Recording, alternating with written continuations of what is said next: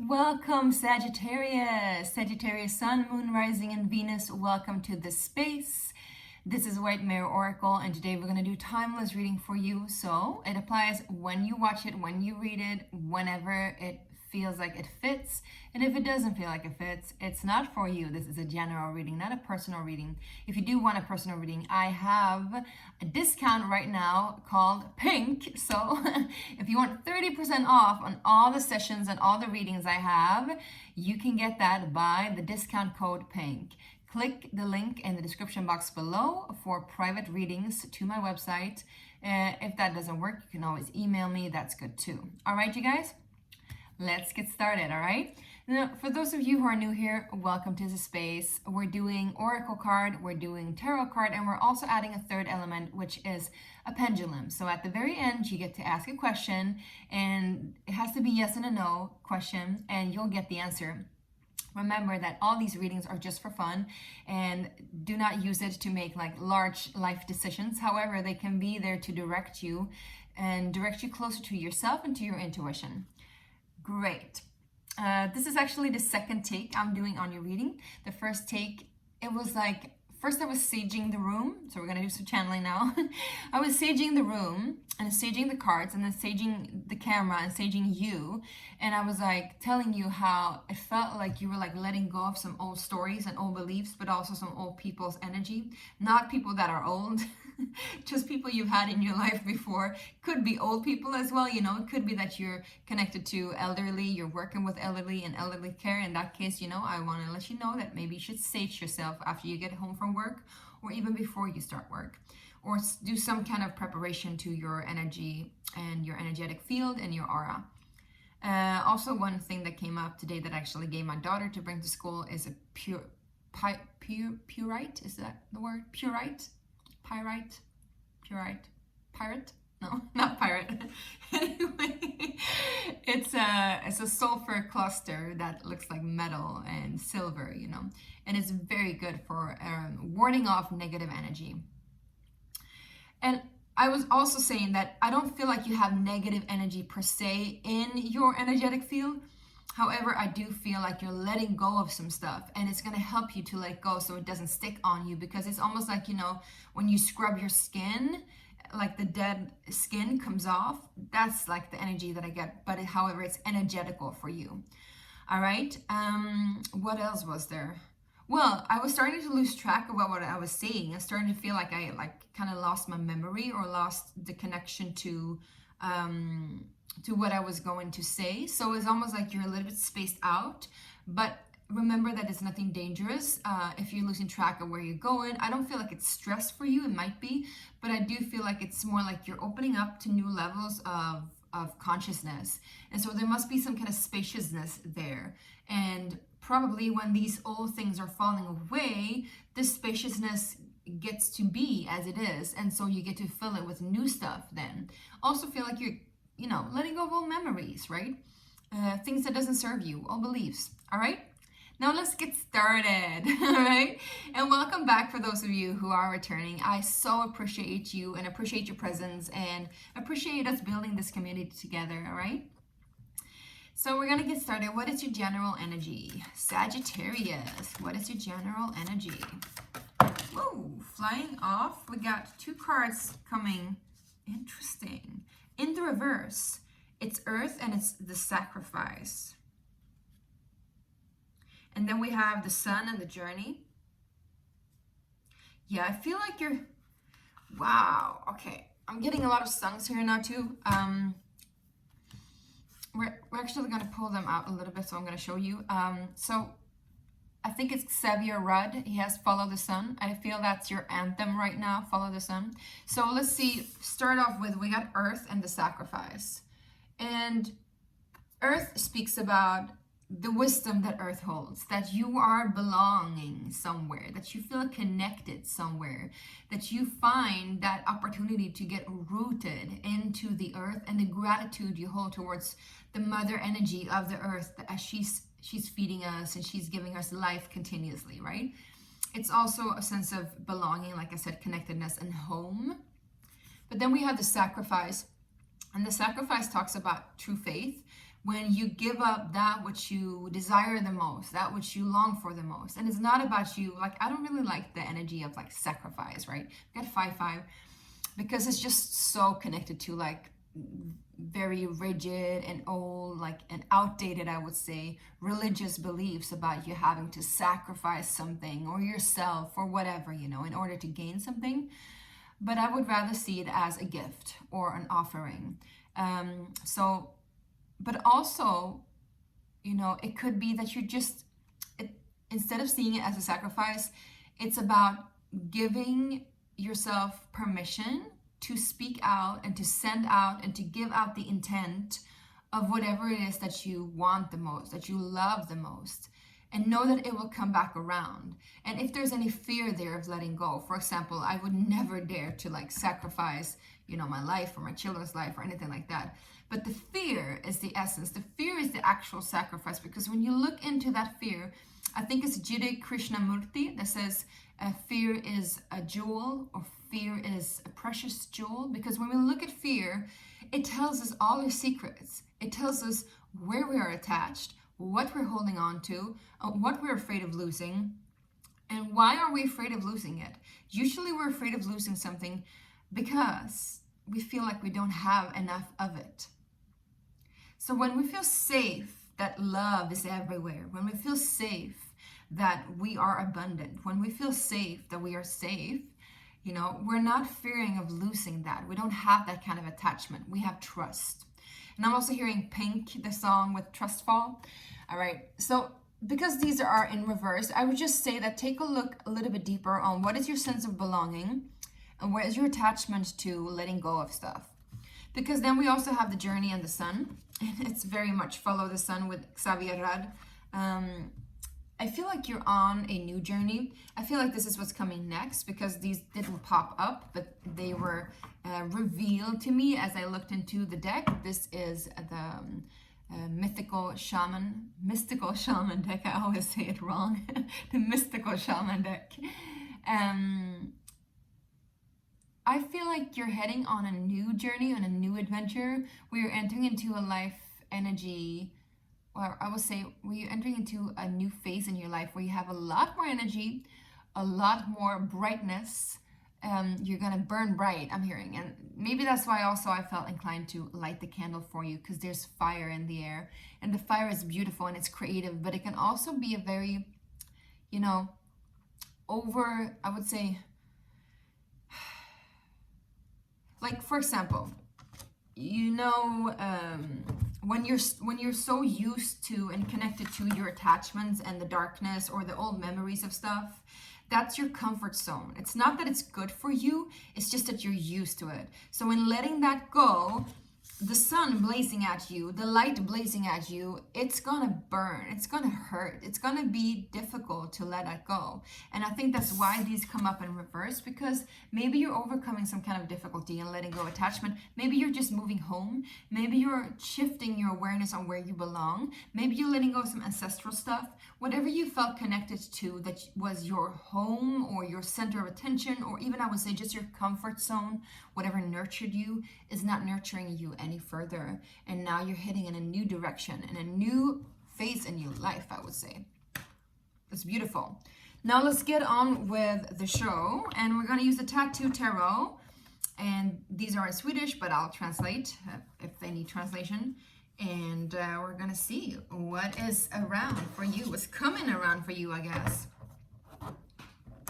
The energy of sun is also beautiful because it's also that kind of sacrificial burning journey, but it's not like you're sacrificing anything that you don't already need to or want to let go of. You know the sun dance that they do? I don't know if you do that, if you know that, but the sun dance is about, it's usually men that does it, but I think now these days it's modern, so, you know, women can do it too. But traditionally it's just men, because the sun is connected to the masculine, and then the moon is connected to the feminine, right? So it's something about the masculine coming in too, and like rising up to the occasion, and like really holding you high, and like giving you stamina and energy. It's like that kind of like assertiveness.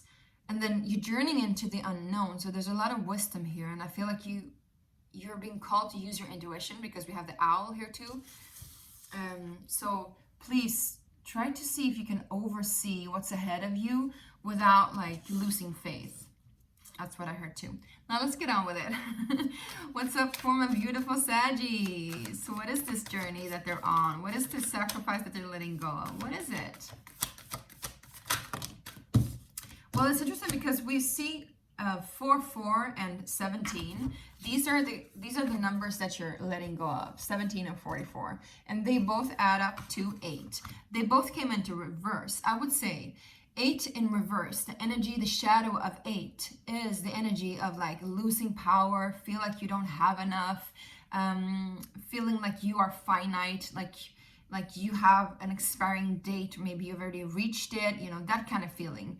Like you're something or someone you can just trade out easily.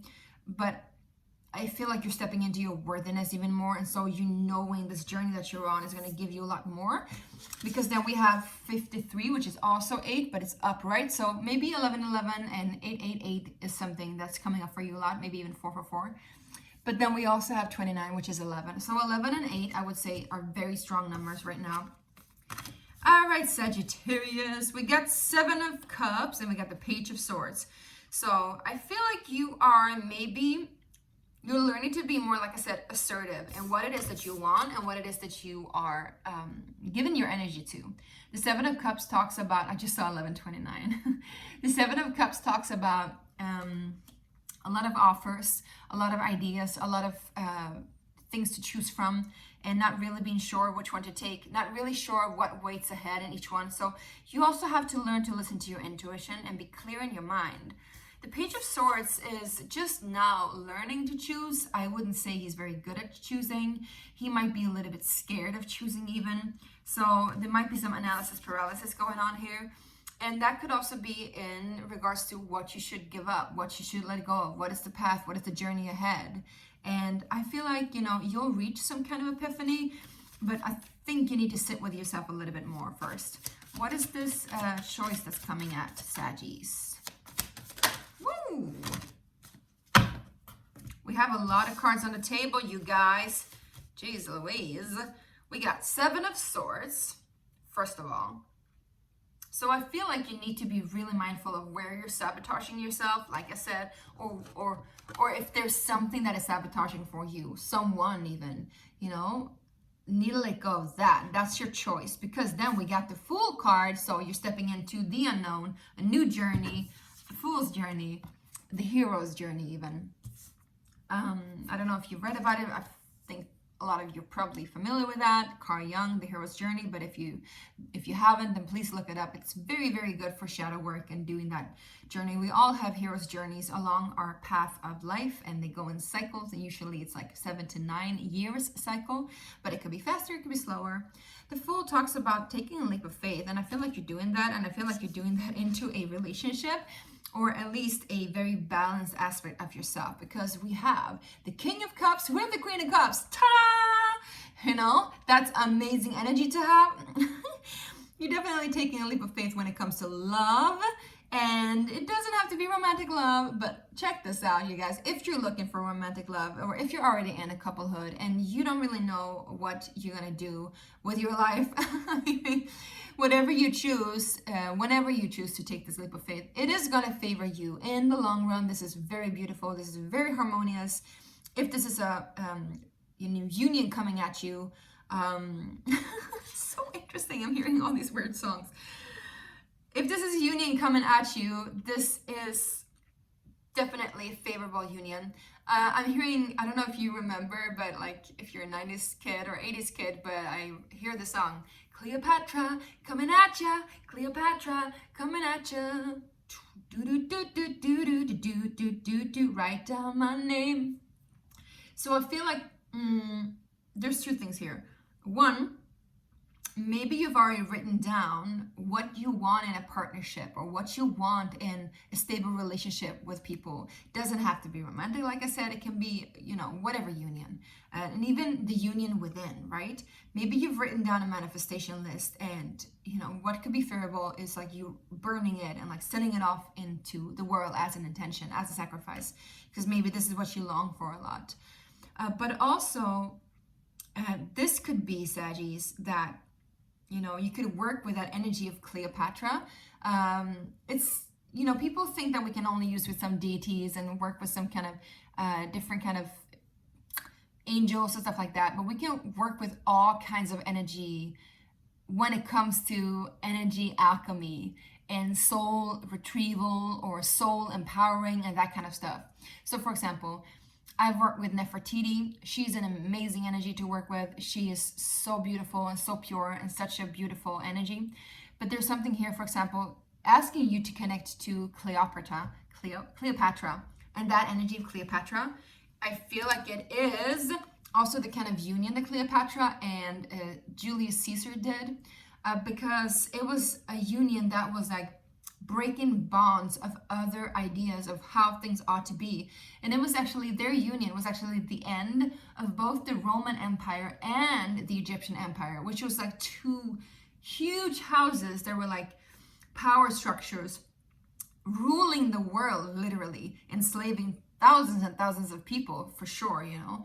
So their union created such a strong impact that actually these structures fell down. So there's something here, something about all rigid elements, all rigid ideas of what a home and a nation is. I'm hearing ringing in my ears, so listen to your intuition. Yeah, there's something here to be said and done. And I feel like this union, whatever it is going to change the way that you connect with whatever you call home, or you call your belonging and your nation, or whatever you perceive it as be. Maybe you're even creating a new kind of home. All right, enough of that. We got a Knight of Swords. Just, I want to say, sorry, a lot of energy here. If you're channeling and connecting with Cleopatra, do remember to ask your guides and your benevolent guides and, you know, God Source Creator, whatever Christ light you work with, or whatever, you know, love energy that you're working with, to protect you and to keep you safe and to help you discern whether or not that energy is purely that of a good intent, because there can be a lot of different creatures, demons, what have you, that want to portray as something else just to get at your energy, right? So when you're working in the astral realm or whatever realm you're working in, make sure to have that intention before you reach out, right? Anyway, we got the Knight of Swords. The Knight of Swords talks about you growing in the way that you decide over what it is that you want and speaking out more and more truthfully. I feel like if you were insecure before, if you're insecure now, what to choose and what to let go of and how to approach something or someone, or if there's somebody here that is feeling insecure in that way, you know, could be either way. Now you're feeling way more secure and safe in the way that you you know, take on the world with your intent and your intention. Could also be if you're talking to somebody or something in regards to this project or this union or whatever it is, even if it's just you diarying, what is it called? Diary? Sorry, I can't speak today. If you're writing down your intentions, that kind of thing, I feel like you're getting more and more precise in what it is that you want and what it is that you need, and even I would say very fast in what it is that you want and what it is that you need, because the more clear you are, the faster it'll hit you. And why I'm saying that's good, we got the Tower at the back of the deck. So we're just going to check out what's coming next after the Knight of Swords, and then we're going to go ahead and ask the pendulum. Right, Saggies, this is interesting. I love this for you. We got the Five of Cups coming up, but I wanted to come back in again. Whoa. Yeah, you still have to let go of some attachments, my loves, because we got the Five of Cups coming up, but now we also have the Five of Wands and the Devil. So I think that you're fighting off some kind of ego or attachment. And again, you know, this could be these old rigid systems and beliefs about yourself or about the world. Could also be, you know, people around you connected to you, maybe an old workplace, maybe an old contract that has, like, you know, run its course in regards of a work contract, or I'm hearing even situationship, or even like where you're living, you know, a lease on something. It's ending, but it's almost like it wants to be attached to you again, and so you really have to fight it off. But I feel like you're very clear on what it is that you want, and you're very balanced and very harmonious and very much in your intuition too, I would say. I'm hearing also you've paid the dues, you've done the deed, you're not guilty anymore. I don't know what that comes out, but it's kind of like this, what do you call it, judgment energy. Let's just see what the devil is. The Two of Wands. Again, I feel like you're a little bit scared of taking that leap of faith, and it might be your own demons that you're dealing with, whether or not you should take this leap of faith towards something new. But I feel like you are doing that because we got the Two of Wands here. So you are taking a leap of faith. You just kind of want to be a little bit careful. I feel maybe you just want to, again, the sun and the journey energy. You might not want to like go too fast so you burn yourself like Icarus. You might just want to take it a little bit step by step and have an overview. And you remember, Sag, you're the one like arching. So you also want to be sure of where you're pointing your arrow before you release it. We got the Ace of Cups in the back of the deck here. I just want to find out what a Two of Wands is. Clarify that. Let's clarify that. Again, yeah, it's you stepping into your power for sure. You stepping into your power, you giving yourself what you need. You're not paying that much attention to other people's energy anymore like you did before, I'm hearing. However, I do want to remind you that a lot of people say that the Emperor is like, you know, kind of rigid and harsh and can be stern. I don't really agree with that. I feel like he's a divine masculine, and he's on one level of the divine masculine energy. But him also being the Aries kind of energy, Aries has, of course, a shadow side. I feel like this is not the shadow side. The light side of Aries is that it's a true leader, a leader who definitely cares about the crowd and does it for the crowd, for the people, not for himself. However, he knows that he has to put himself in first place in order for him to regain fuel and all that power that he generates for everybody else all the time. So I feel like that's what you're doing too. But either way, you're stepping into new power. What or who is the devil? Can we clarify that? What or who is the devil? Well, you had a lot of cards, so I don't...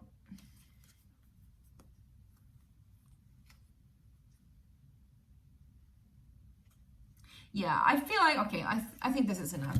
I feel like you've done a lot of wishful thinking and a lot of like setting your intentions and wanting something to come in, and you kind of like been giving up. You got the Star card here, and then you got the Nine of Wands.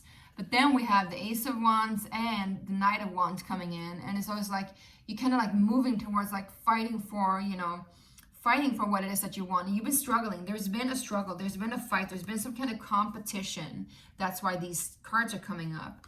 However, there's a Death card here, so I do feel like you're letting go of the struggle itself, and you're moving into some kind of like ease and grace and more feminine energy too. It's interesting because you have both the feminine and the masculine of fire, and both the feminine and the masculine of water. So there's some kind of alchemy here when it comes to passion and emotions as well.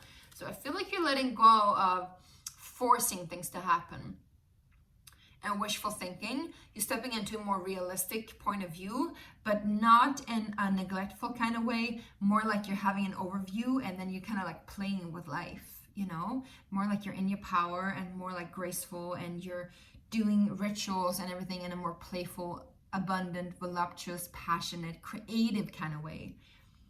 So I hope this really helped. This was a long reading, Sag, but I love you, and so I wanted to give this to you. Now to the final thing. Dum, dum, dum, dum. We're gonna see whether or not it's a yes or a no, or maybe. So I want you to take a deep breath and just sit with yourself for a moment. If you want to pause the video, you can do so. All right, and then when you're ready, just hit that play.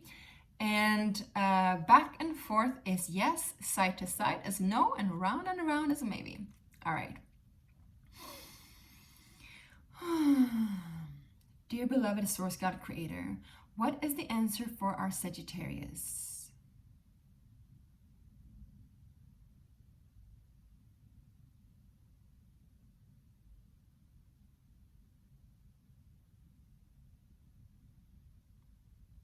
Yeah, if you need proof, here's the proof. It's a very strong yes. And it's almost like you're asking for proof. I feel like, let's ask for proof. Can we get more proof, please? Can we get more clarity? Just for Sag, because they need it.